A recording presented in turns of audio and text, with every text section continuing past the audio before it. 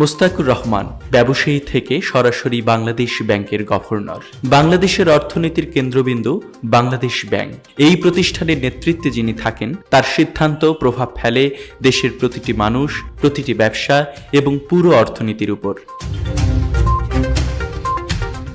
25শে ফেব্রুয়ারি বাংলাদেশ ব্যাংকের চতুর্দশ গভর্নর হিসেবে মুস্তাকুর রহমানকে নিয়োগ দেয়া হয়। মুস্তাকুর রহমান ঢাকা বিশ্ববিদ্যালয়ের হিসাব বিজ্ঞান বিভাগ থেকে অনার্স এবং মাস্টার্স সম্পন্ন করেন। পরে অর্জন করেন কোস্ট অ্যান্ড ম্যানেজমেন্ট অ্যাকাউন্টিং এর সর্বোচ্চ পেশাগত ডিগ্রি FCMA। সংখ্যা, অর্থনীতি, আর্থিক ব্যবস্থাপনার উপর তার দক্ষতা তৈরি হয় এই সময় থেকেই। তিনি শুধু একজন হিসাববিদ নন, তিনি একজন সফল উদ্যোক্তা।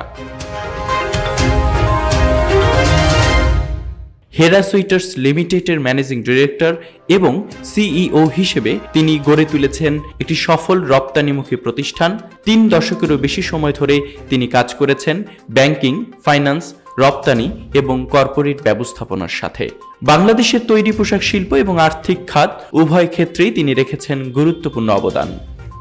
বাংলাদেশের ইতিহাসে এই প্রথম একজন ব্যবসায়ী এই গুরুত্বপূর্ণ পদের দায়িত্ব পেলেন। তার সামনে রয়েছে বড় চ্যালেঞ্জ: ব্যাংকিং খাতে আস্থা ফিরিয়ে আনা, অর্থনৈতিক স্থিতিশীলতা নিশ্চিত করা এবং দেশের আর্থিক ব্যবস্থাকে আরও শক্তিশালী করা। তার অভিজ্ঞতা, তার নেতৃত্ব এবং তার সিদ্ধান্ত বাংলাদেশের অর্থনীতির ভবিষ্যৎ নির্ধারণে গুরুত্বপূর্ণ ভূমিকা রাখবে।